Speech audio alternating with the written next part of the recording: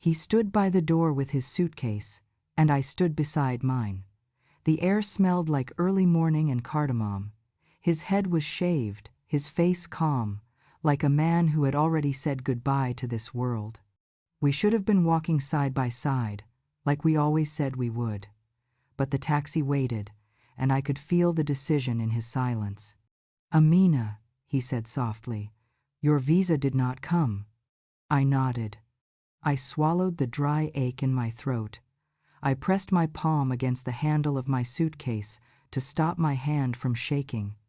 "Alhamdulillah," I said, because I have learned to say it even when my heart is not ready. He kissed my forehead the way a man kisses someone he is leaving behind. He did not look me in the eyes for long. He told me he would call, that we would try for next year, that Allah knows best. I repeated the words back to him like a prayer I had to pass. When the taxi door closed, I stood in the hallway and held my breath. I waited for him to open the door, again, and say he could not go without me. I waited for him to laugh and tell me it was all a joke. I waited for the sound of footsteps running back up the stairs, but all I heard was the car pulling away. I went back to the kitchen and lifted the lid off the teapot. The steam had faded. The tea had gone cold.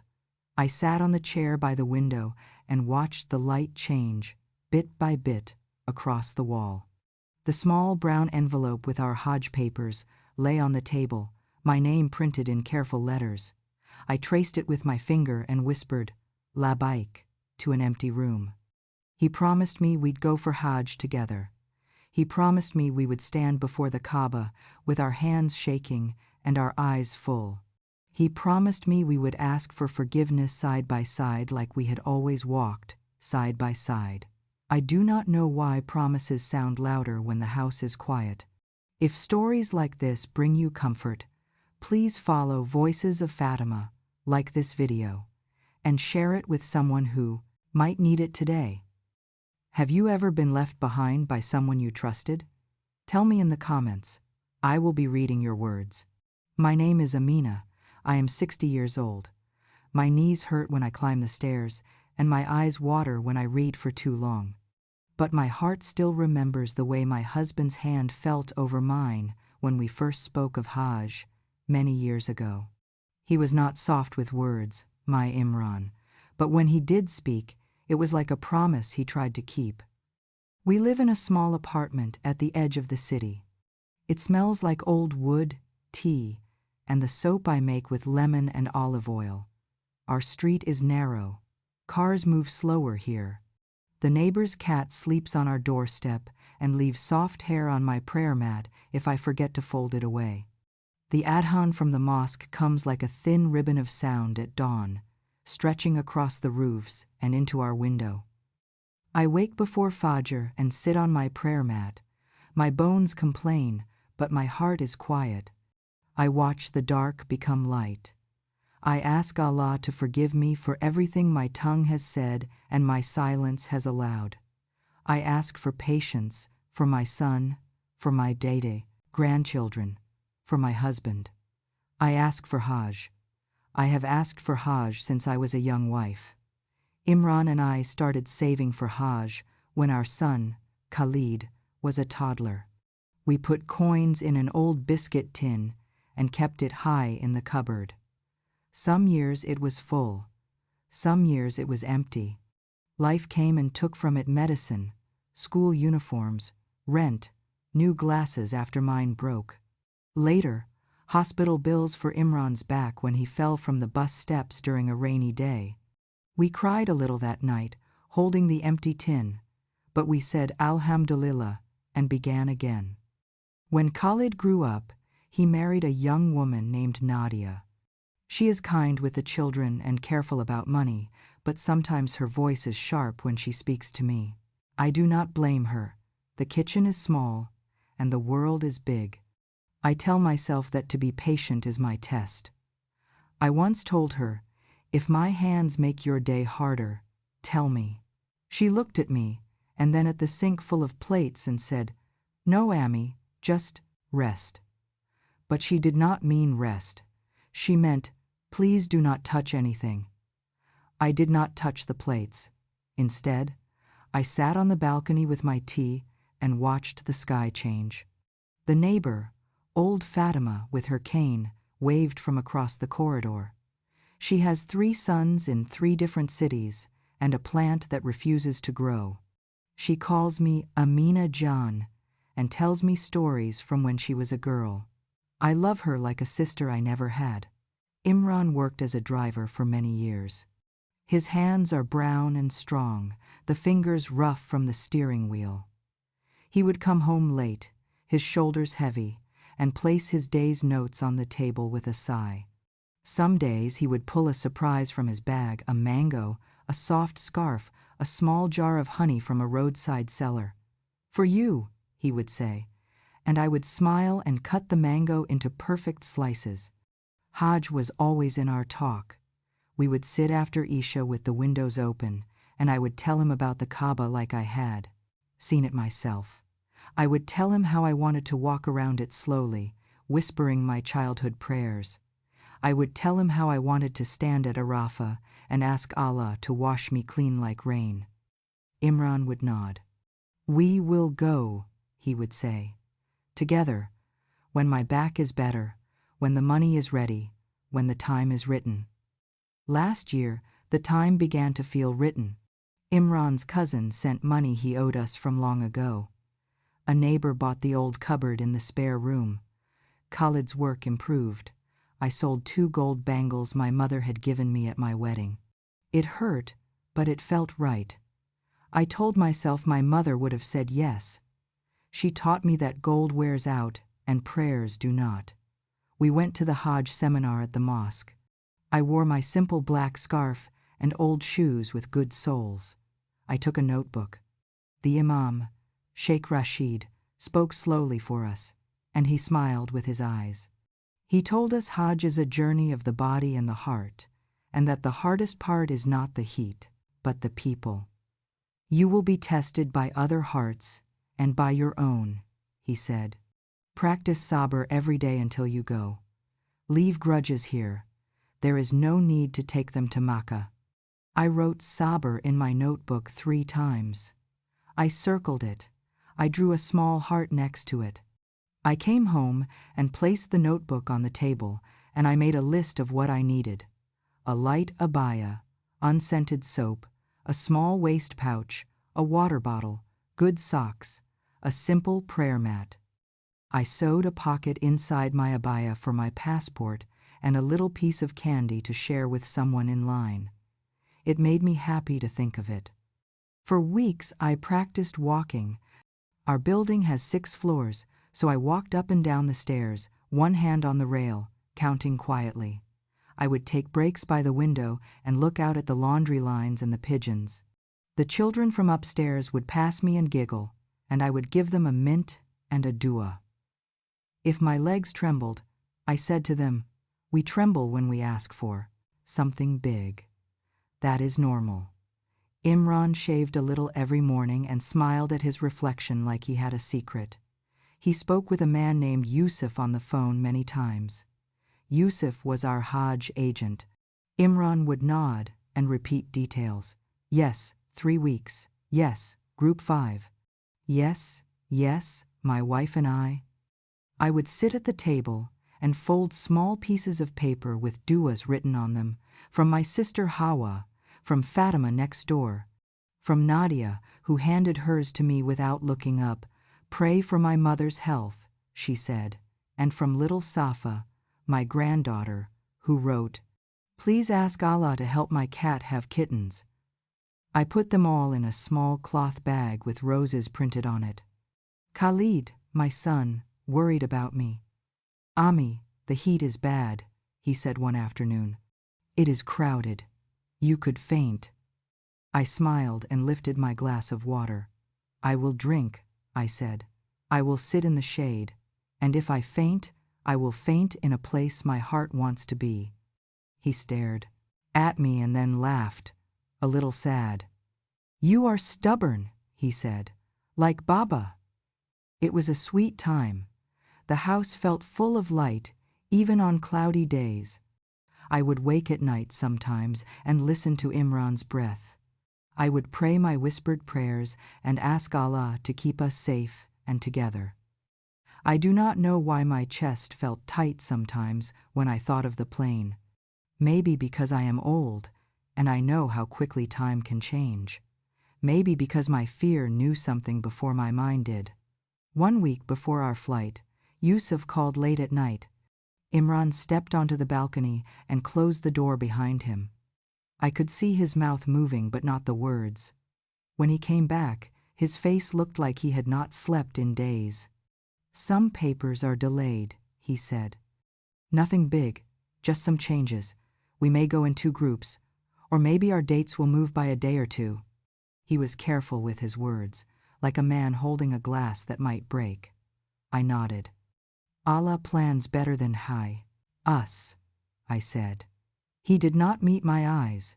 He looked at the floor and rubbed his hands together. "Yes," he said, "better than us." That night, I could not sleep. I wondered if I had done something wrong. Sometimes life felt like that to me, that if good things were slow, it was because of some hidden fault in me that I needed to find and fix. I made wudu, and I sat on the prayer mat. I asked for forgiveness for every time I had raised my voice, for every time I had judged a person standing in a line too slowly, for every time I had been too proud to ask for help. I felt quiet after that. The next day, I packed slowly.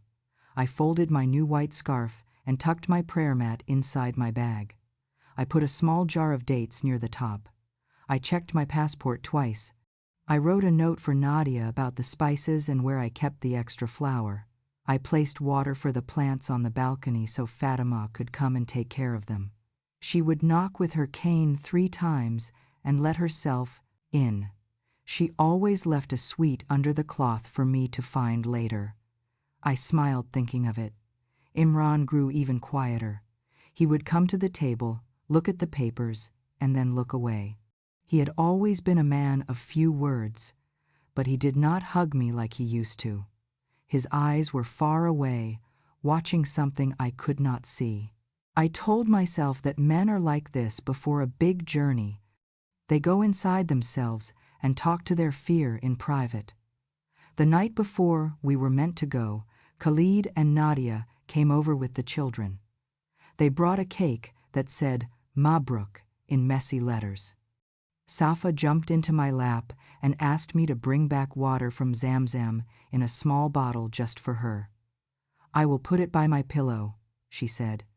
"It will keep the bad dreams away." I hugged her and promised.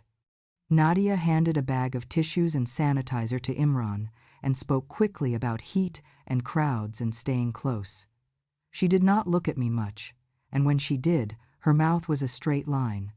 I decided not to mind. In the morning, I woke before the adhan. I made tea and placed 2 cups on the table. I laid our papers in a neat stack. I put our passports in the small pouch I had sewn inside my abaya. I took a breath and felt my heart knock softly on my ribs. I whispered Bismillah and felt strong. Imran came out, dressed in his simple clothes for travel. His face was pale, and his eyes were tired. He held the brown envelope, but not like a man who was excited. He put it on the table. "There is a problem," he said. His voice was so small, I almost did not hear him. I stood still. I did not move. "What problem?" I asked. He closed his eyes, then opened them again. "Your visa," he said. It did not come. I felt my hand fall to my side. I looked at the envelope. I looked at the passports. I looked at his face. It felt like the room had become very far away, like I was standing outside the window watching 2 people talk. "But we checked," I said. "We checked yesterday." He nodded. "It is last minute," he said. "A delay. Just yours. I will go. I will make dua for you. I will ask for your Hajj to be accepted next year. We cannot waste the ticket." Yusuf says. I raised my hand very slowly. "It is all right," I said. "Allah knows." I did not know, but I said it. He kissed my forehead. He lifted his bag. He moved to the door. He did not touch my suitcase. He did not say, "I will wait." He did not say, "If you are not going, I am not going." He said, "I will call." After he left, I stood by the table and rubbed the handle of my suitcase until my palm burned. The brown envelope lay like a quiet animal in the middle of the table. I opened it with careful fingers. I pulled out the papers and laid them flat. I saw my name. I saw the group number. I saw the small, careful letters of the agent's stamp. I saw the date. I tilted the paper in the light, and then I put it back. I washed my cup and his cup. I folded the towel on the sink. I sat on the chair by the window and watched the morning become day. I listened for the phone. I listened for my heart. I do not know which was louder. The first call from him came from the airport. "Boarding now," he said. His voice was hard to hear with the noise behind him. "Make dua." "I am always making dua," I said. My lips felt dry. "Allah keep you safe. Call me when you land." "I will," he said. Then the line cut. I held the phone for a long time after that. I watched the tiny clock at the top, like it could give me answers if I stared at it long enough. The room was still. Even the neighbor's cat did not come to the door. I could feel the tea cooling in my cup. I took a small sip and put it down again without tasting it. I took the brown envelope again. I placed it in front of me like a small door that I could open and close. I did not want to be suspicious. Suspicion is a heavy feeling. It eats the heart if you feed it too much. But the words, "Your visa did not come," were stuck in my head like a thorn. I opened the envelope and spread the papers on the table. My name was there. The group number was there. The stamp was there. I tilted it in the light. I looked for a note that said canceled or rejected or delayed. I found none. I felt heat rise up my neck. Then I folded everything back with careful hands. I told myself it must be old papers. Maybe the final visa was different. Maybe I did not understand. By Dur, the house felt like it was watching me. I stood up and walked to the sink. I washed a plate that was already clean.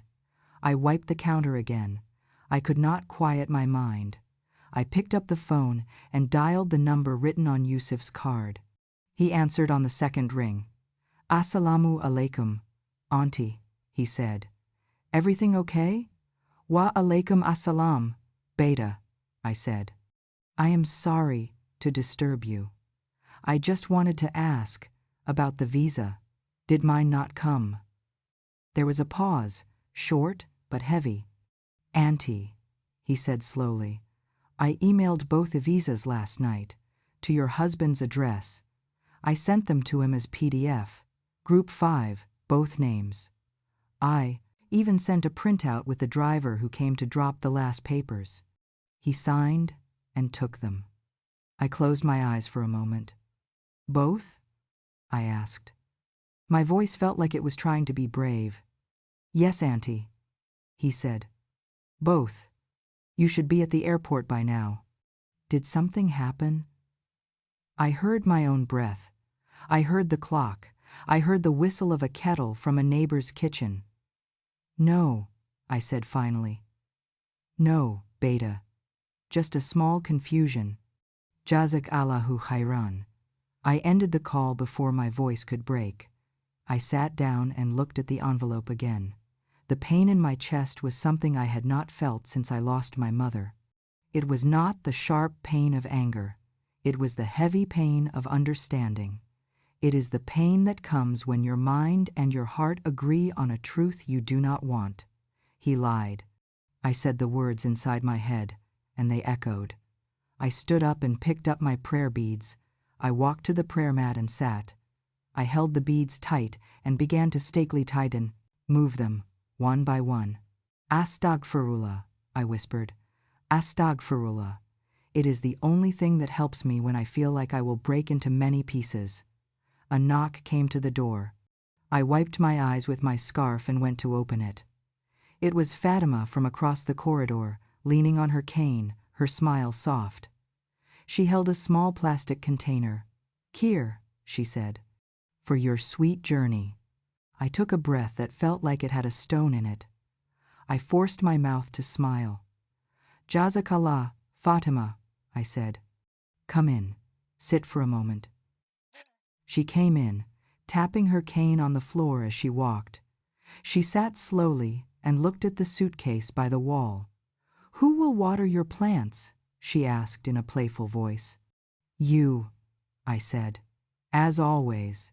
She laughed, then looked more closely at my face. "Amina," she said, her voice gentle now. "What is it?" I could not speak for a small moment. Then the words came, very quietly. "He went," I said. "He went. Without me. He said my visa did not come." Fatima's face changed. The soft smile left. "Did it not come?" she asked. I did not know whether to say it or swallow it. The truth scratched at my throat like a small animal trying to be let out. "Yusuf says it came," I whispered. "He says both came. He says he sent them last night." Fatima closed her eyes and then opened them slowly. She reached for my hand and held it. Her palm was warm. "Amina Jan," she said. "Breathe." I did. It felt like breathing through cloth. "What will you do?" she asked. "I will wait," I said. "I will not call him now. He is in the air. I will not make a scene. I will wait for him to land and call me. Then I will ask." Fatima nodded. "I am here," she said, "if you need me." When she left, I put the kheer in the fridge without opening it. I did not want sweet things. I wanted to cut a lemon and bite it. I wanted the sour to match my heart. By Asr, a message came on my phone. "Landed. Alhamdulillah," it said. "The heat is strong. We'll call later." There was no "I miss you." There was no "I am sorry." There was no "I wish you were here." It was a message from a man to a person who could be anyone. I typed slowly. "Alhamdulillah. Drink water. Remember me in your du'as." Then I placed the phone face down and sat by the window. The light outside had the soft color it gets in late afternoon. The children in the building courtyard below were playing with a ball, their laughter floating up and falling again like a kite in low wind. I remembered the day Imran said to me, "We will go." I remembered the way his eyes had looked. I wondered when they had changed. After Maghrib, my son Khalid came. He held a bag with bread and eggs like the boy he used to be, always bringing me things I already had. He looked around the room. "Where is Baba?" he asked, his eyebrows pulling together. "Nadia said he was leaving this morning. Why is your suitcase here?" I opened my mouth. The words did not want to come out. I looked at my son, grown and taller than his father, with lines on his forehead that he did not have last year.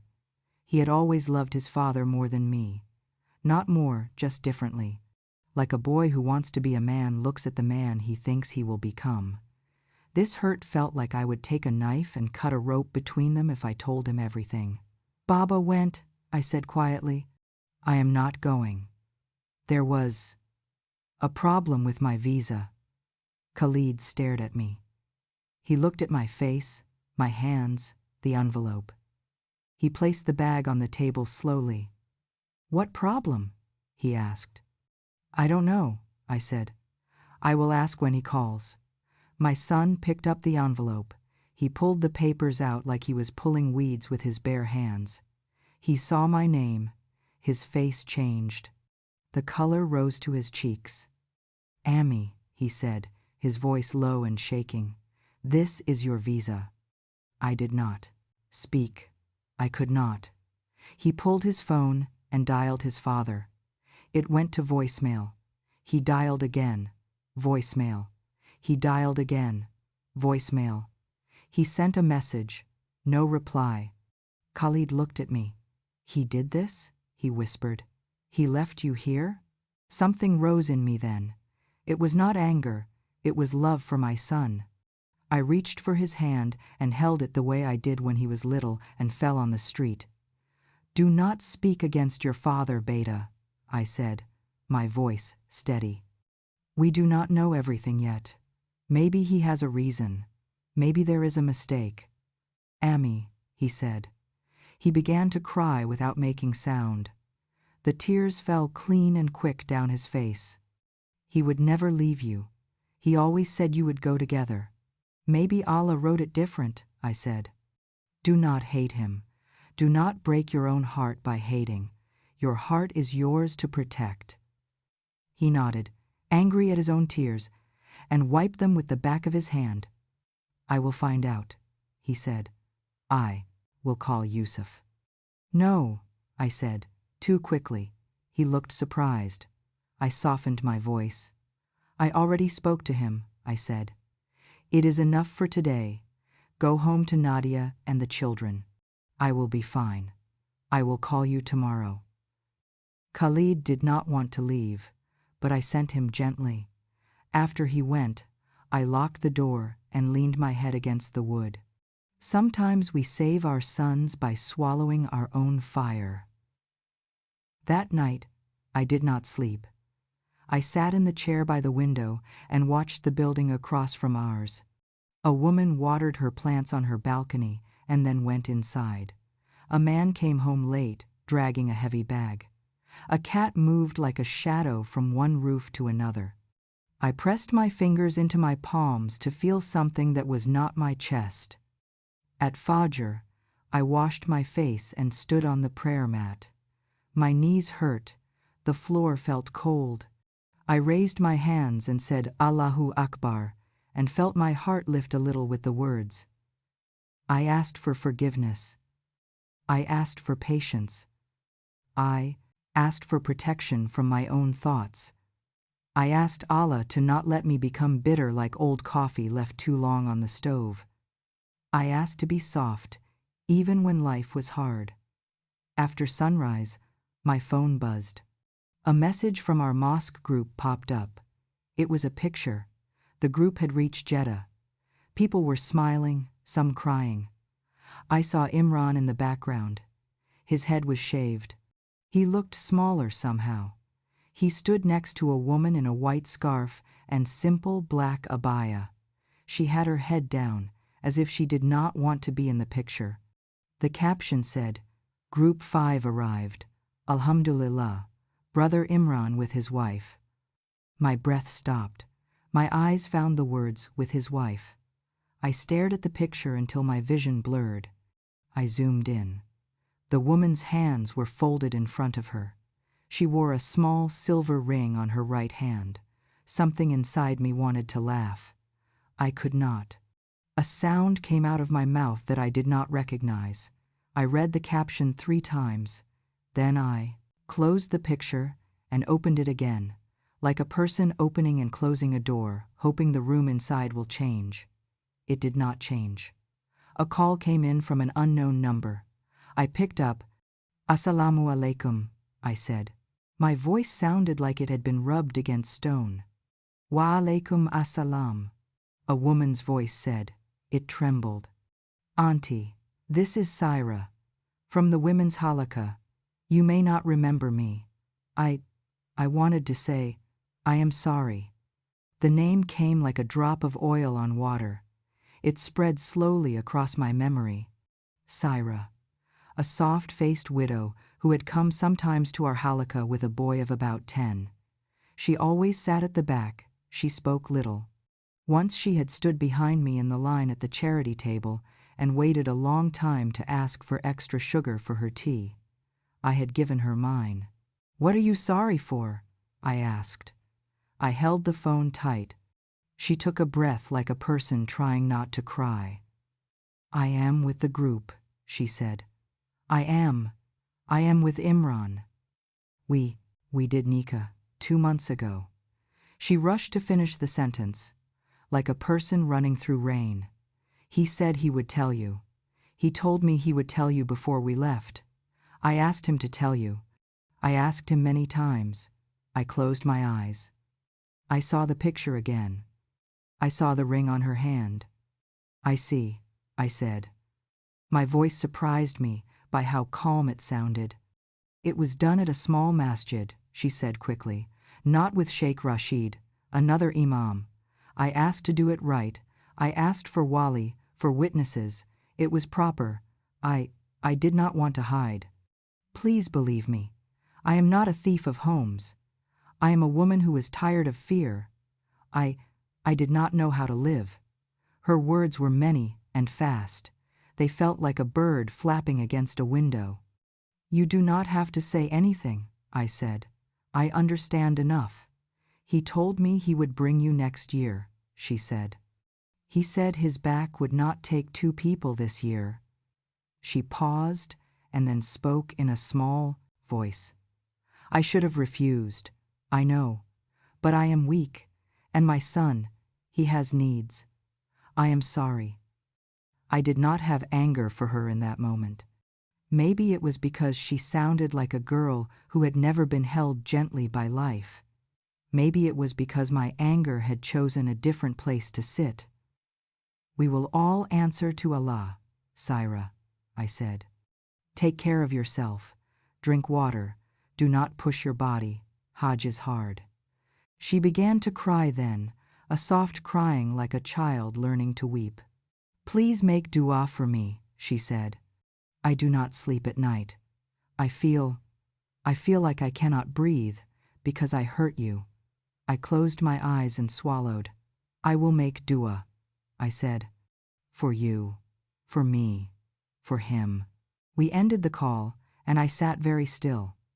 The room seemed to tilt a little, like a boat in small waves. I put the phone on the table and went to the sink and washed my hands as if the truth had left a dust I could scrub away. The water ran over my fingers. It was cool. The coolness pulled me back into my body. That afternoon, I went to the mosque to see Sheikh Rashid. I wore my plain scarf and my black abaya that has no decoration.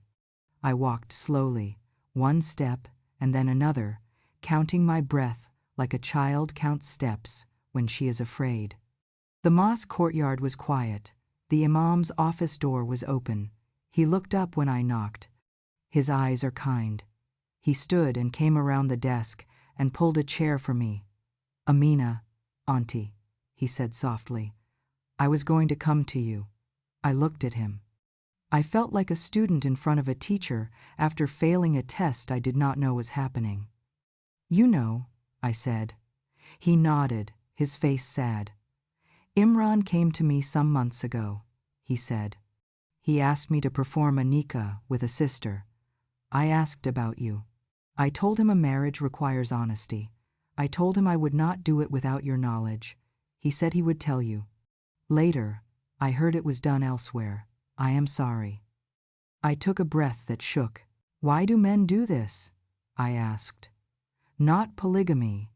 That is a law in some places and a permission that is not a command. I ask about secrets. Why do they carry their fear in their pockets like a small knife, and then they cut everything by accident? He looked down. We are weak, all of us, he said quietly. Fear makes us lie. Shame makes us hide. Desire makes us run faster than our truth can walk. I looked at my hands. They looked older than they did last week. I could see the veins like small rivers. I feel foolish, I said. I am 60 years old, and I feel like a girl who believed a man who said he would come back. You are not foolish, he said. You are a believer who trusted. Trust is not foolish. It is faith. I cannot speak for him. But I can say this. Your Lord sees you. He sees your patience in the kitchen. He sees your tears at Fajr. He sees your work with those old hands. None of it is lost. My eyes filled then. I let the tears move, because holding them was like trying to hold rain in a cup with holes. What should I do? I asked. How do I hold my son's heart together? How do I hold mine? Do not rush to decisions, he said. Let this pass through you like a storm. Do not make vows in the rain. Eat. Sleep if you can. Pray. When he returns, we will speak. You will speak. You will decide with a calm mind what is best for you.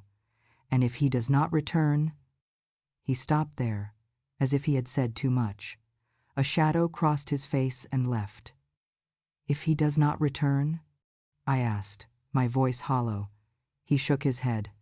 Forgive me, he said. I meant only, life is long and short at the same time. We cannot control how a day ends. I nodded. I stood to leave. He pressed my hand. I will make dua for you, he said. You are not alone. I walked home slowly. The street was loud now. A boy on a motorbike laughed too loudly. A man sold boiled corn in a pushcart. A woman argued on the phone with someone who could not hear her. The world was going on, as it always does when something inside you has stopped. That night, the rain came. It tapped on the window like a polite guest and then decided to stay. I lay on my side and listened. I thought of Makkah, of the marble floors wet with the footsteps of 1,000 hearts. I thought of Imran, his head bare, his feet tired, his lips moving with labbaik. I wondered if his heart felt clear or if shame chased him even there. I wondered if Allah was pulling him by the shirt to face himself at last. By the third day, the group sent more pictures. The men in white, the women in simple clothes. A hand touching the Kaaba wall, then pulled away by the tide of people. I watched every picture like a person watches the window of a train for her own house, even when she knows the train is going somewhere else. Khalid came again. He did not ask me more questions. He made omelets and toast and poured tea and talked about the children's school as if we lived in a world where omelets were enough. I loved him for that. Nadia came once and stood by the door. She did not come in.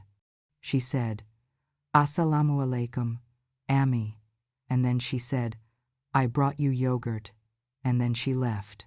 She did not meet my eyes. I wondered what she knew and what she chose not to know. On the 5th day, I got a call from a number with many digits. It was Yusuf, the agent, calling from Saudi. "Auntie," he said, his voice tight, "I am with the group. Brother Imran. He had some chest pain today. We took him to the clinic. They gave him something and told him to rest. He said he is fine. I thought you should know." I felt my stomach drop like a stone being thrown into a well. "Is he okay?" I asked. My voice was a whisper. "Yes," he said quickly. "He is fine. We will keep an eye on him. He told me not to tell you.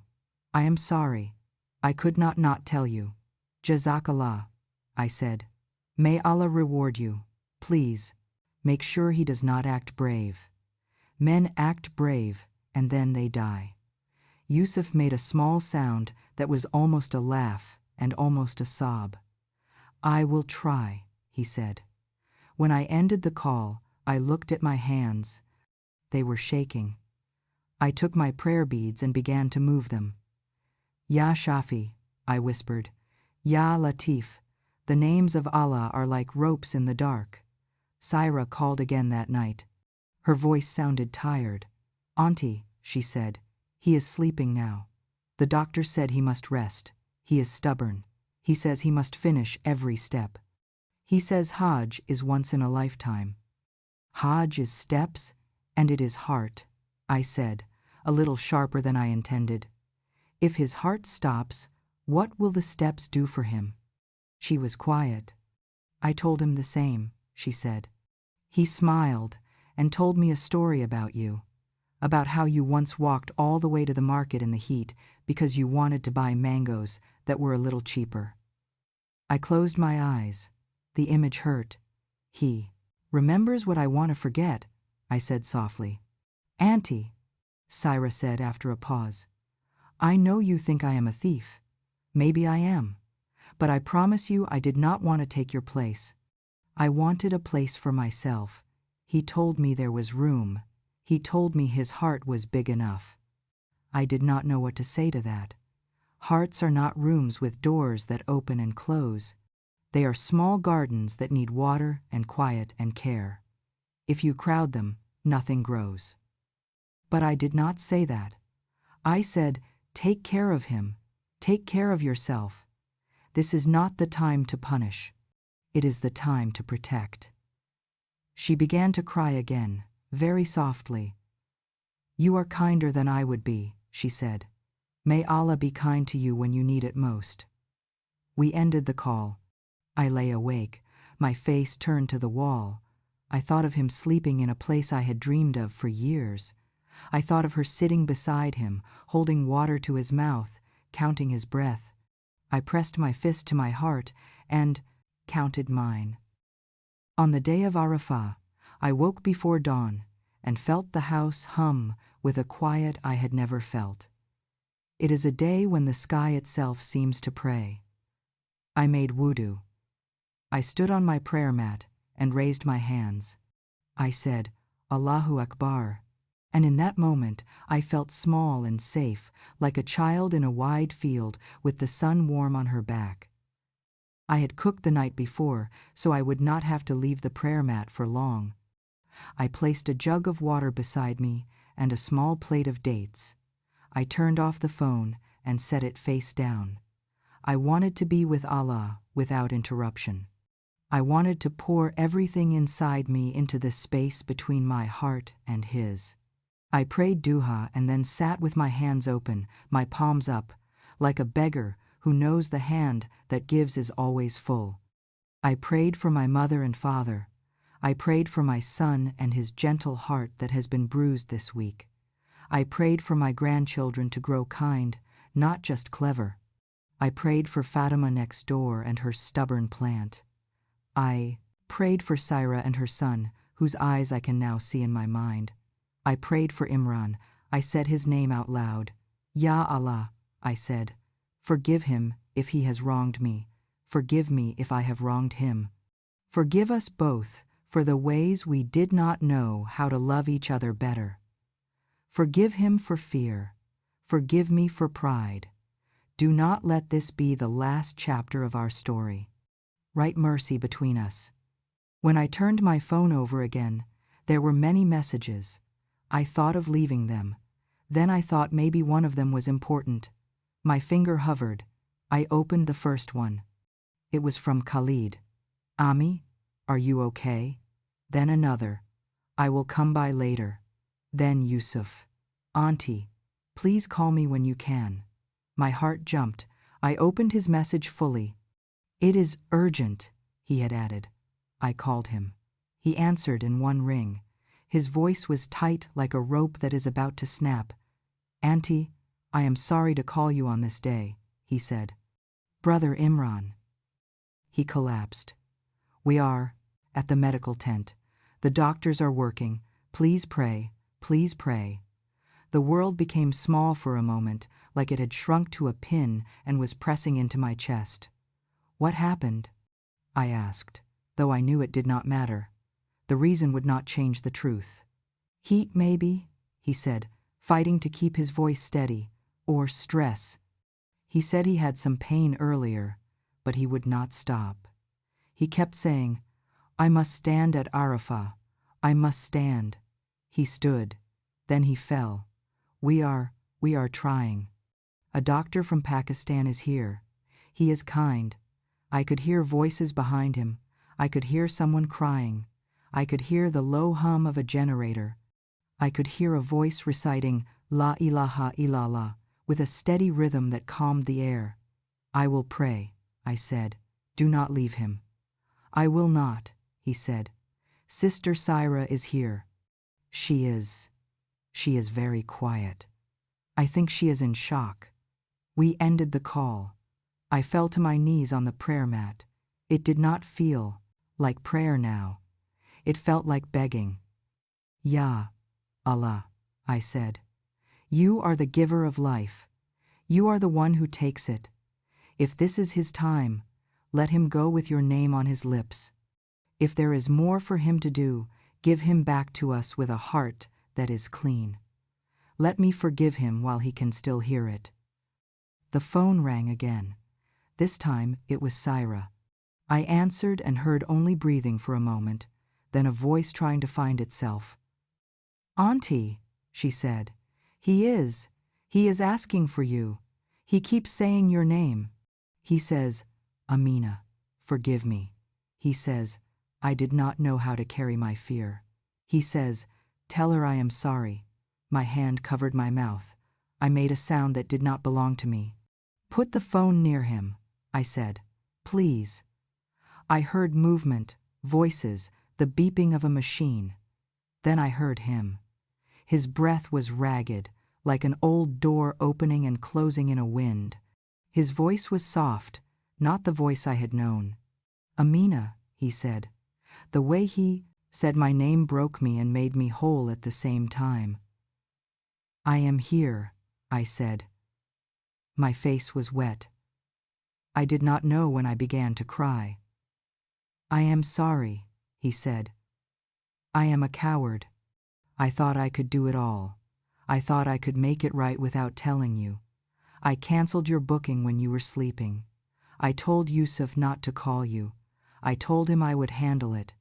I thought I would come and ask Allah to wash this from me, and then bring you next year and hold your hand and pretend we were starting fresh. I am sorry. Forgive me.' I closed my eyes and saw him in front of me, years of him. He was a young man asking my father for my hand. He was the father of my child, holding our baby like he was afraid to break him. He was a man with lines on his face, bringing me tea. He was a man who had lied to me, standing at the door with 2 suitcases and 1 heart. He was all of them at once. I did not know which one to speak to, so I spoke to the one who was dying. 'I forgive you,' I said. The words came from somewhere deep, a place below anger, below pride, below the list of things I could have said. 'Listen to me. I forgive you. La ilaha illallah, Imran. Say it with me. La ilaha illallah,' he whispered. His voice shook. It became weaker. 'Amina, I bought your white scarf myself. I wanted to see you in it next to me. I am sorry that you wore it alone today.' 'It is okay,' I said. 'We are never alone with Allah.' The line crackled, then went quiet for a second. I heard Syra's breath. I heard a voice saying, 'Breathe, brother.' I heard Yusuf saying, 'He is with us. He is with us.' I pressed the phone to my ear as if I could enter it. 'Imran,' I said. But I did not know if he could hear me anymore. In minutes or hours, I do not know, my phone buzzed again. It was Yusuf. His voice was broken. 'Auntie,' he said. 'Inna lillahi wa inna ilayhi rajiun.' I closed my eyes. I let the words cover me, like a blanket that was both heavy and warm. 'To Allah we belong and to Him we return,' I said. The room was so quiet that I could hear the sound of my own tears touching the fabric of my scarf. 'We tried,' Yusuf said. 'The doctor tried. We did not leave him. He had the shahada on his lips. He had your name in his mouth. He will be buried here. It is an honor, but I know honor is not always comfort.' 'May Allah accept him,' I whispered. 'May Allah forgive him. May Allah forgive me if I have a part in any of this.' 'You did nothing wrong,' Yusuf said, with a pain in his voice that told me he believes this. 'Auntie, do you want to speak to Sister Syra? She is not well.' I took a breath that felt like swallowing glass. 'Yes,' I said. 'Put her.' Her voice came on, thin and far away. 'Auntie,' she said, He is gone. He held my hand until the end. He was whispering your name. He asked me to say your salams. He asked me to tell you that he wanted to come home and put his forehead on your feet. He said that. He said he wanted to walk behind you for the rest of his life. My heart broke again in a new place. It is okay, I said, though nothing was okay. He is in Allah's care now. We will all go there one day. Take care of yourself. Drink water. Sit in the shade. She began to cry again, soft and strange, like an animal that does not know how to make human sounds. Forgive me, she said. Please.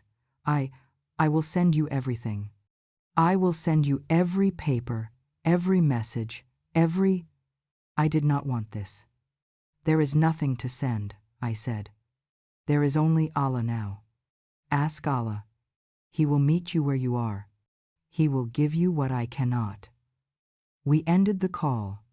I sat on the floor because the chair felt too high for my grief. I rested my back against the wall and pulled my knees to my chest. I held my prayer beads and did not move for a long time.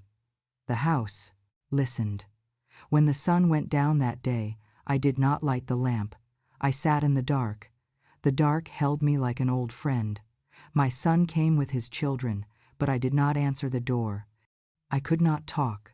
I could not catch my breath in a way that would let me make sentences. He sent a message. I am at the door. I sent one back. Come tomorrow. He said, okay. I love you. I typed, I know. That night, I listened to the rain again. It was heavier now, like it had decided to wash the whole city. I slept in my clothes on the mat by the window. In my dream, I was in white, and I was walking. People were around me, and the sound of labbaik was so loud it filled my bones. I woke with my cheek on the mat and my mouth wet with tears. The next day, the phone did not stop. Calls from relatives, from the mosque, from people I knew and people I only recognize in the street. They all said the same things. Allah blessed him. He died in a holy place. You must be proud. You must be strong. You must be patient. I said the same thing back to each. Inna lillahi wa inna ilayhi rajiun. I said it until it became a song in my mouth. Khalid came in the afternoon. He wrapped his arms around me and cried into my shoulder like he did when he was 5, and he fell from his small red bicycle. I held him and rubbed his back and said the only thing I could think to say, though it was not mine. Allah is with those who are patient, I whispered into his hair. We will be patient. When he pulled away, his eyes were red. He went without you, he said. He lied to you. And then he left this world. His voice cracked. How do I hold all of that in one heart? Tell me, how do I not hate him a little? I put my hand on his cheek. He is a man with a beard now, but in that moment, he was my boy. Your heart is big enough to hold contradictions, I said. Love and anger can sit there for a while, but do not feed the anger. It is like a guest who never leaves if you keep giving it tea. Give tea to love. Give water to forgiveness. The others will go away on their own. He nodded, not because he believed me fully, but because he wanted to. After he left, I opened the suitcase I had packed for Hajj. I took out the white scarf and held it to my face. It smelled like soap and something soft I cannot name. I folded it slowly and placed it back. Then I saw the small cloth bag with roses printed on it, the one with the du'as. I opened it and took each paper out one by one, read the words written in other people's hands, and placed them on the mat. For my mother's health. For my son's anger. For the cat to have kittens. I smiled through a tear. Ya Allah, I said, accept them. Accept them from me, even though I did not go. Accept them because you are close, even when we are far. 2 days later, a message came from Syra. It was a voice note. I listened. Her voice was calmer. Auntie, she said, we buried him today. We wrapped him gently. We prayed for him. The ground was soft. I put my hand on the earth and said, "Your name." I asked Allah to send your love with mine. I am sending a picture of the grave marker. If this is wrong, forgive me. If it helps, keep it. If it hurts, delete it. I stared at the small picture she sent after the voice note. The marker was simple. The name Imran was written in clean letters. The date. The soil looked new. There were no flowers, only stones, as is our way. I placed my fingers on the screen like a child who thinks she can touch the person inside. I whispered, "I forgive you," again, because sometimes forgiveness needs to be said more than once for the heart to hear it. Later that night, another message came, this time from a number I did not have. It was short. "I am sorry for your loss," it said. "I was the one who performed the nikah. He asked me to keep it quiet. I am ashamed." The name under it was a young imam from a small masjid across the market. I stared at the message for a long time. I did not reply. I did not know what to say to a man who used religion to hide something he should have used religion to make right. The last message that day was from an unknown Saudi number. It was a recording. I pressed play. It was Imran. His voice was clearer than it had been on the phone from the tent. "Amina," he said, "if you hear this, it means I did not say it to your face. I am sorry I made fear, my Lord. Only Allah is Lord." I wanted to be a hero in my own story. I wanted to go to Hajj and return a better man and then tell you everything and ask for your hand again. I did not understand that honesty is the only door that leads to a clean heart. Forgive me. Make dua for me. Wear the white scarf anyway. If Allah writes it for you, go. And if He does not, know that He is with you in that small kitchen more than He is with many people in a crowd. You made that house a place of worship. Keep doing it. Khalid will need you now. Nadia will need you even if she does not say it. Syra, she is not you. She cannot be you. But be kind to her because I chose badly in how I did it, not in caring for someone in need. I will wait for you where time does not exist. Do not be hard on your heart. It has worked very hard for a long time. I covered my face.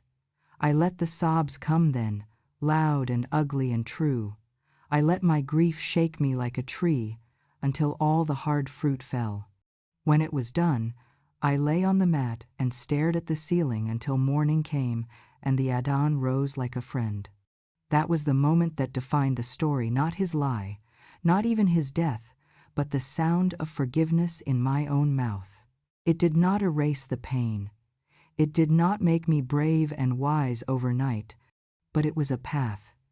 It was a small, thin path through a forest, and I knew if I kept walking it, it would lead me somewhere that felt like home.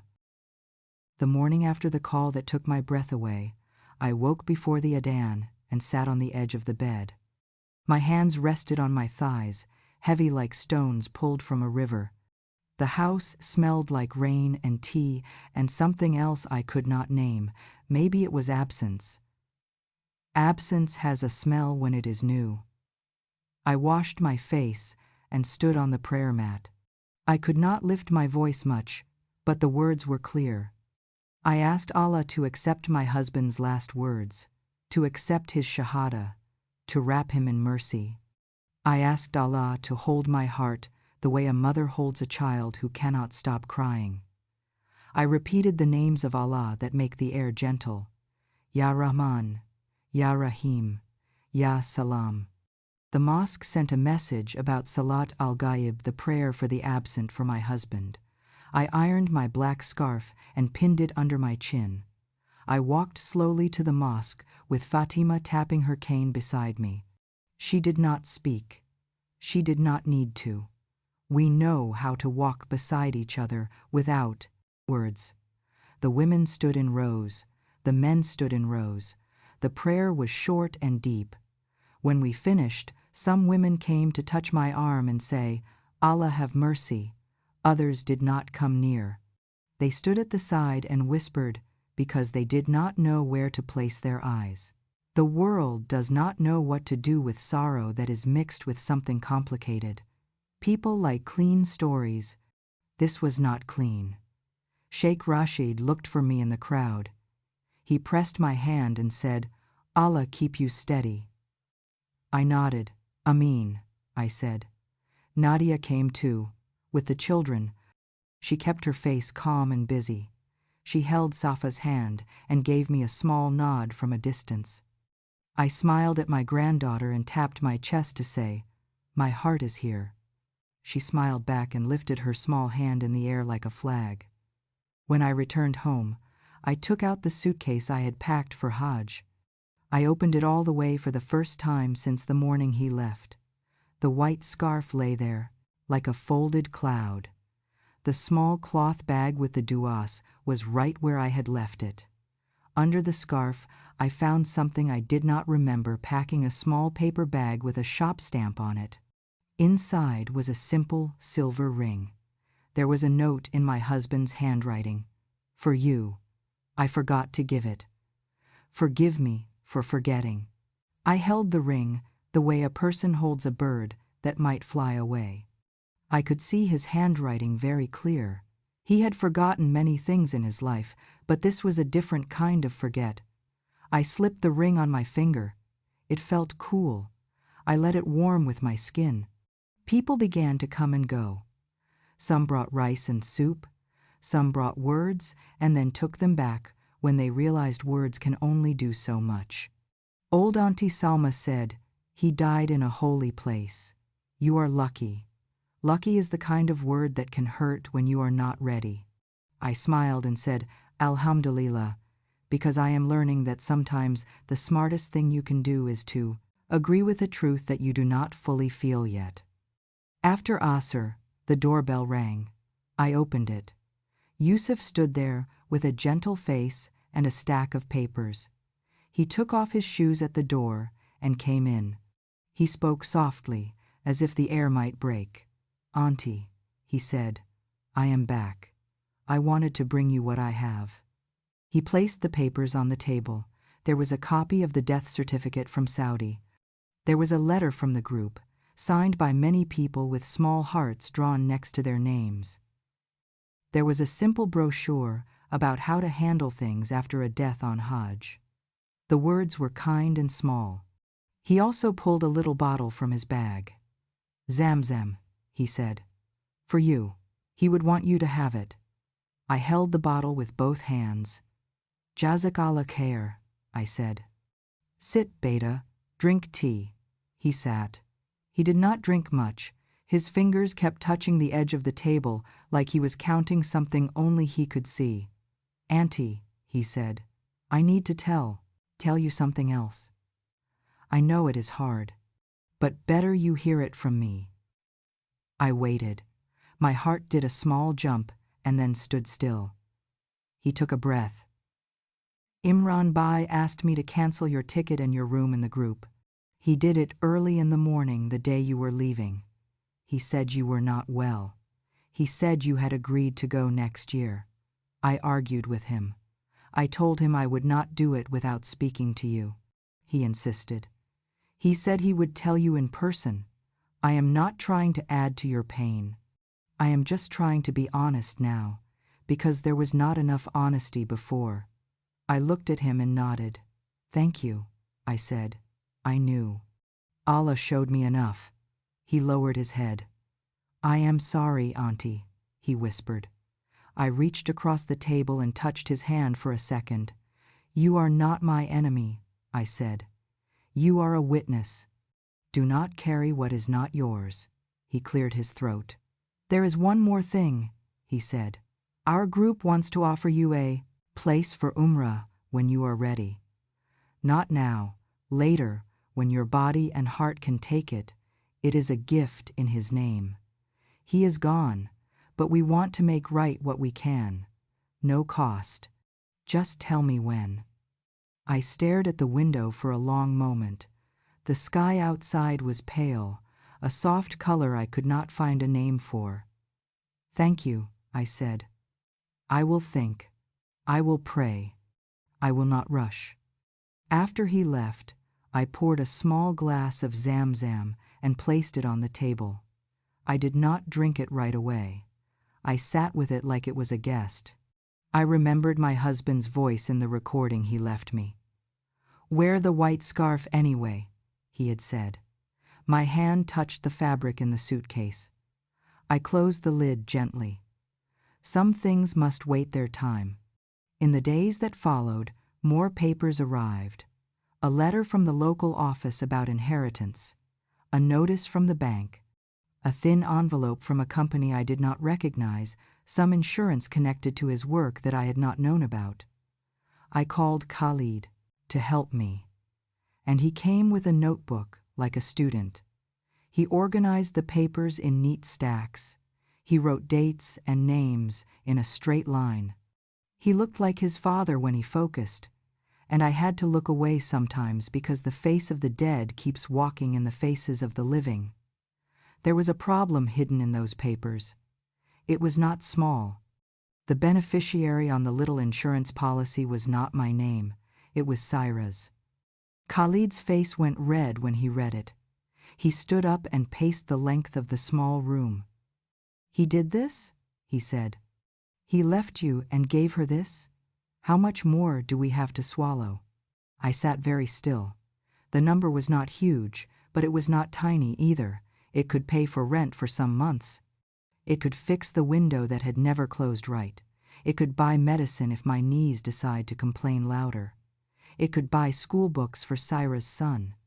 It could be one thing or another, depending on whose hands held it. "Sit," I told my son. He sat like a person sits when he is ready to stand again. "Beta, listen to me. I want what Allah has written for me. Nothing more, nothing less. If he wrote her name on this, then this is not ours to fight. Our share will come from what is truly ours. The law of Allah will guide us. We will follow it even if our hearts are not ready."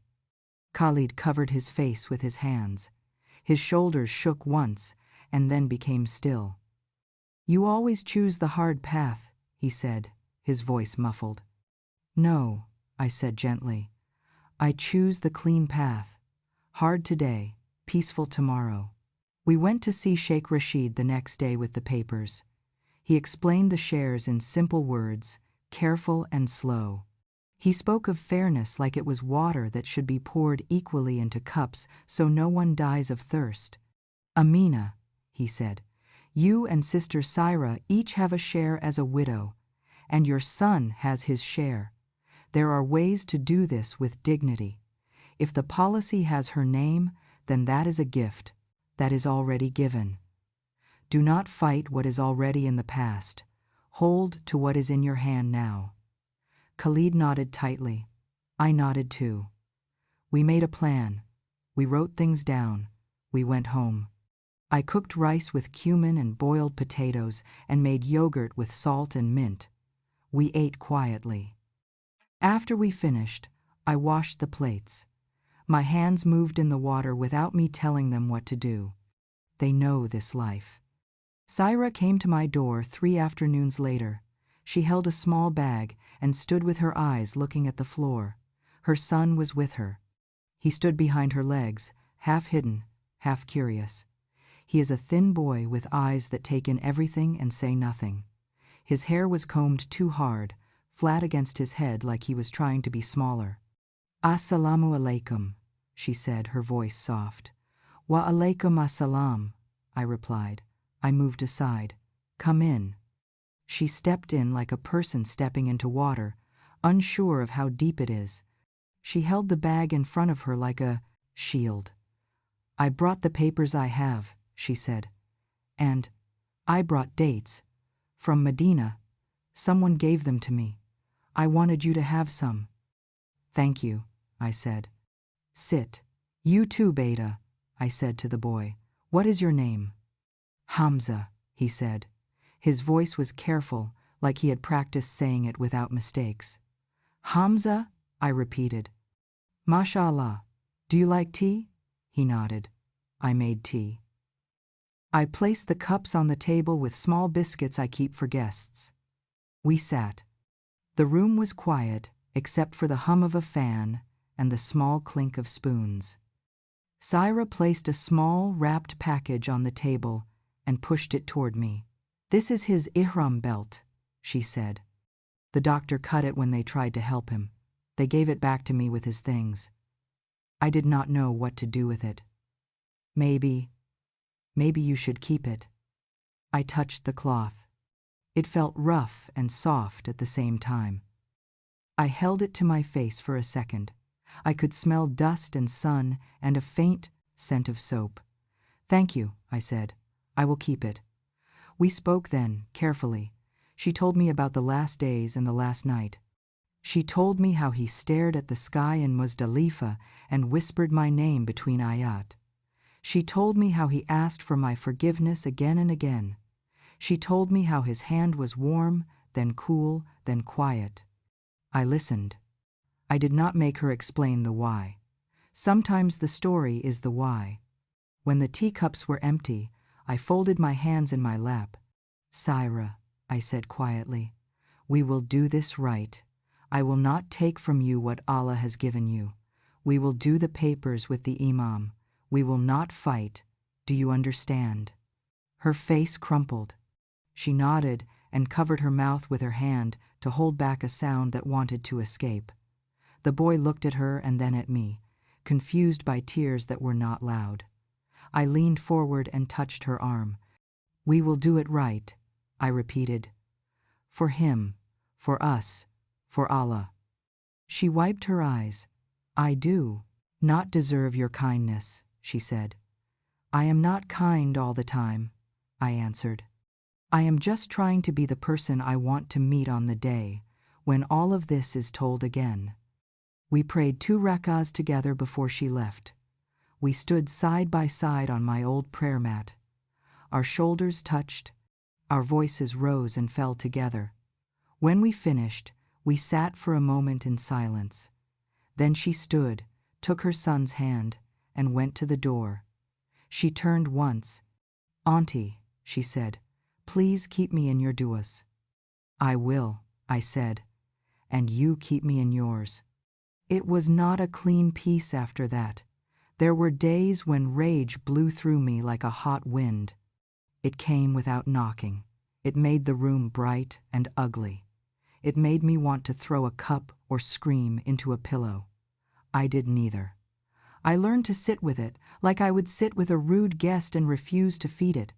I would say, you can sit there, but I will not make tea for you. Then it would leave, slower each time. There were days when sadness was heavy like wet clothes. I would carry it from room to room, and then I would remember I could hang it in front of a window and let light dry it. Prayer is that window. Quran is that light. I read small surahs every day, moving my finger over the lines the way my mother used to, slowly, like each letter is a seed.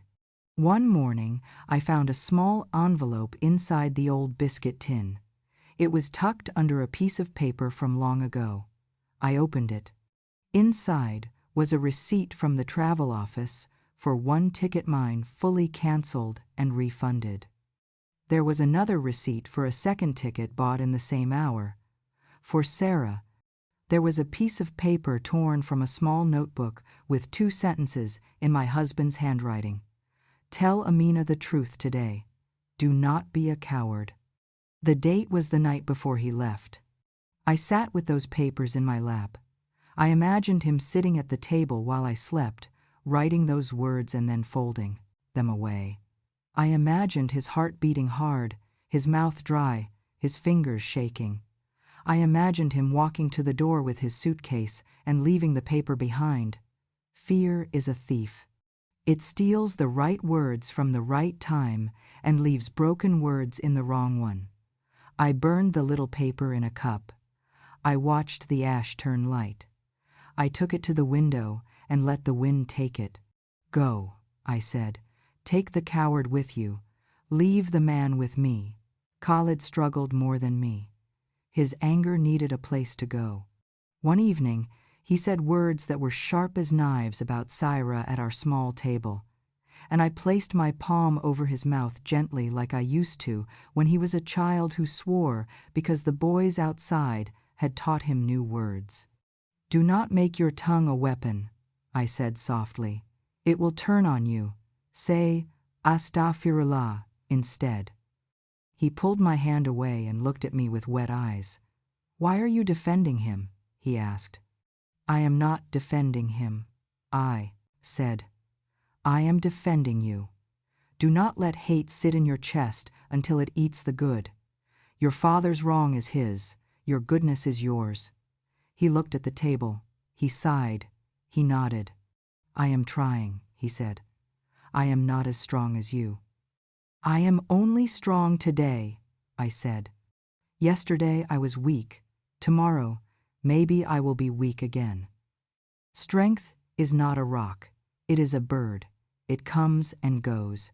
We must feed it with prayer. That is all. Nadia was a different test. She did not like that I spoke to Syra. She said it gently and with care, but she said it, Ami, she began one afternoon, while she dried plates and I wiped the counter. You do not owe her anything. She took your place on a sacred trip. I put the towel down and looked at her. The place was not mine to begin with, I said. Everything is from Allah.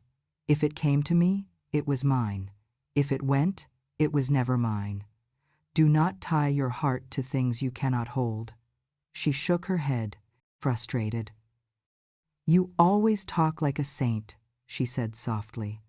But you have a right to be angry. It would make me feel better if you were. I smiled then, very small. I am angry sometimes, I said. But I am more tired of being angry. It is heavy, and I am old. She laughed a little and then grew quiet.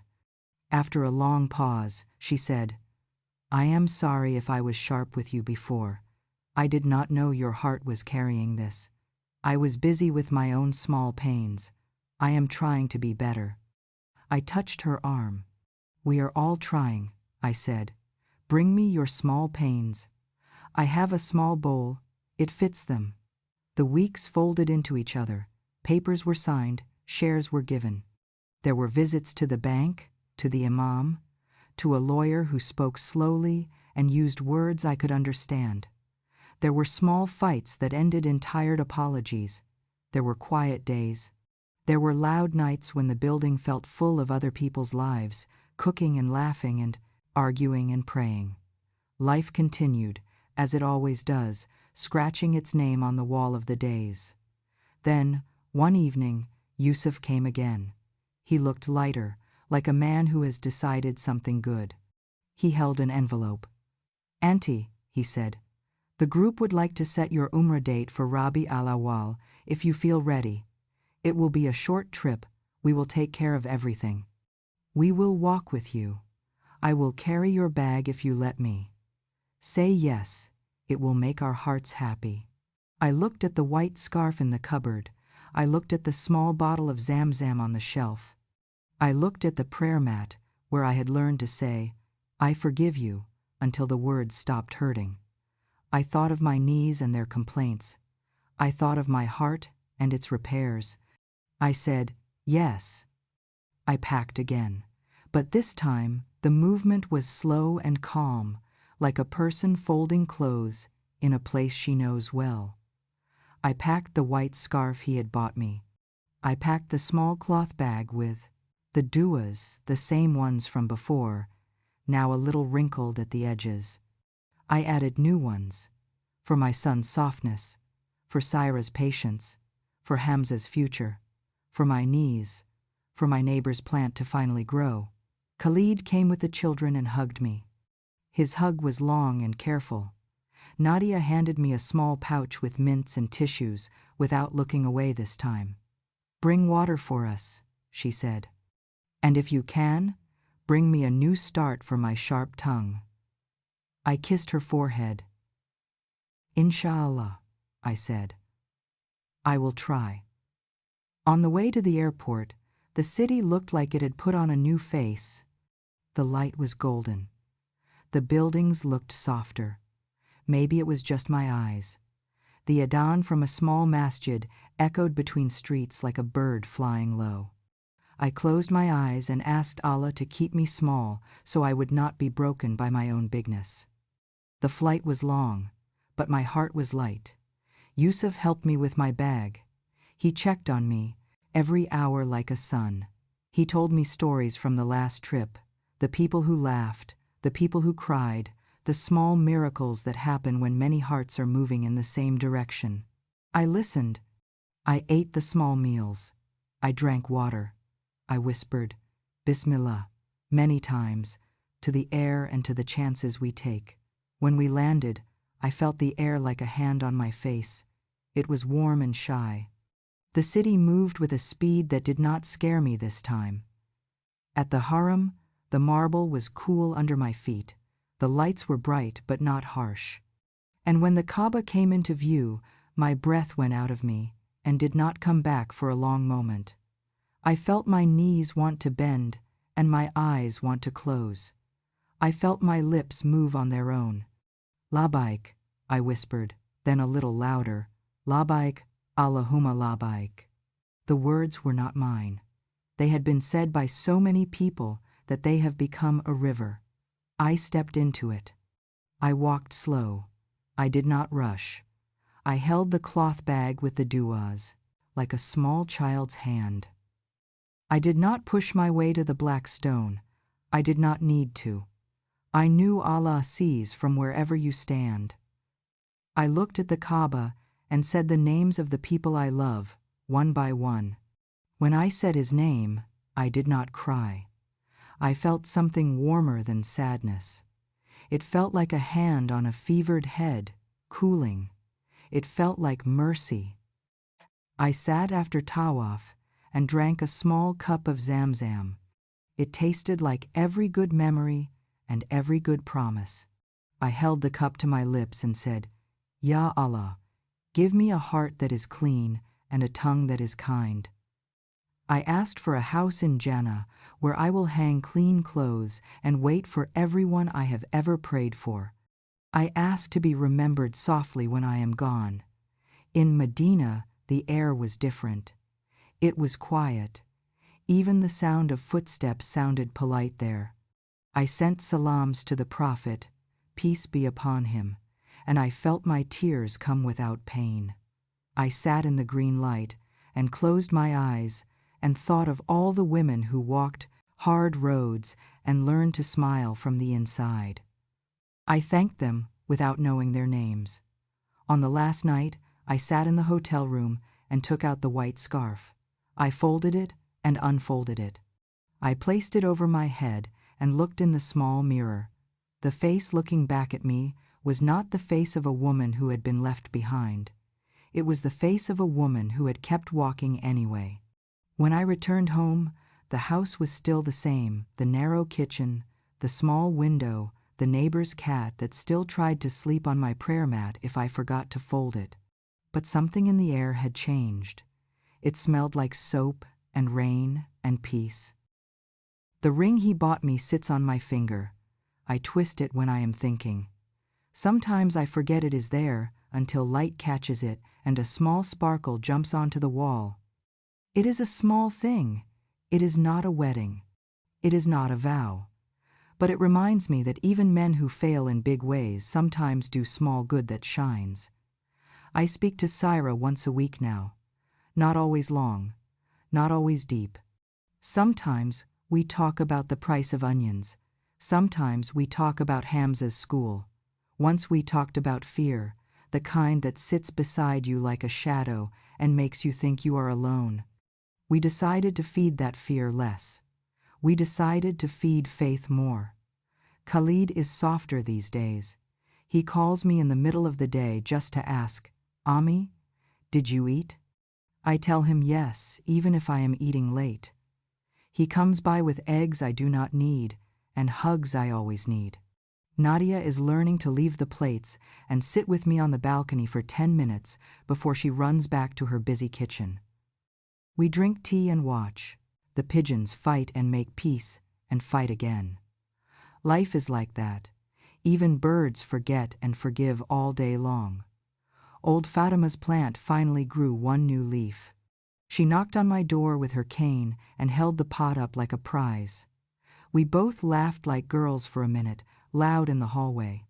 Then we cried without warning, because joy and grief use the same door sometimes. We wiped our faces and ate sweet biscuits and thanked Allah for small green leaves. The white scarf is folded on the top shelf. I take it down sometimes and press it to my face. I thank Allah that I wore it in the place I dreamed of. But the truth is, I wear peace on my head every day now. It is invisible. It smells like patience and tea. It rests there even when the day is noisy. People ask me if I have forgiven him. I say, yes, and I am still forgiving him. Forgiveness is not a door you walk through once. It is a path you walk again and again until your feet remember the way in the dark. Some days I am quick. Some days I am slow. But I walk it. When I think of the day of Arafah and the sound of his voice asking for my forgiveness, something inside me goes quiet. I imagine Allah seeing all of it, my anger, his fear, our failures, our small good, and putting it in a balance that I cannot understand. I trust that balance. That is what faith is. Trusting the hand you cannot see.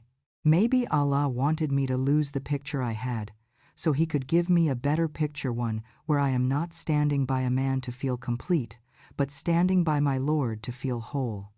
Maybe he wanted to take Hajj from me once, to teach me that the road to him runs through my kitchen too. Maybe he wanted me to meet myself on my prayer mat and finally say, "You are enough," because he is enough. When I pass the door where he said goodbye with the suitcase in his hand, I touch the wood with my fingers and say a small prayer for him, not out loud, just in my chest. Ya Allah, give him shade, give him water, give him rest, let him sleep in your light. Forgive him for hurting me. Forgive me for the hard thoughts I had of him. Bring us together again in a place where there is no fear, no hiding, no leaving. If you are listening to me and your heart is heavy, I will tell you this. Feed your patience like a guest you want to stay. Keep your tongue soft. Cry when you need to. Ask Allah for everything, even small things, like a plant to grow one new leaf. He listens. He always listens. And if someone leaves you when they should have stayed, do not turn your face away from the one who never leaves. Have you ever forgiven someone who hurt you deeply? How did you do it? I want to learn from you. Tell me in the comments. Don't forget to follow Voices of Fatima, like this video, and share it with someone whose heart needs a gentle hand today.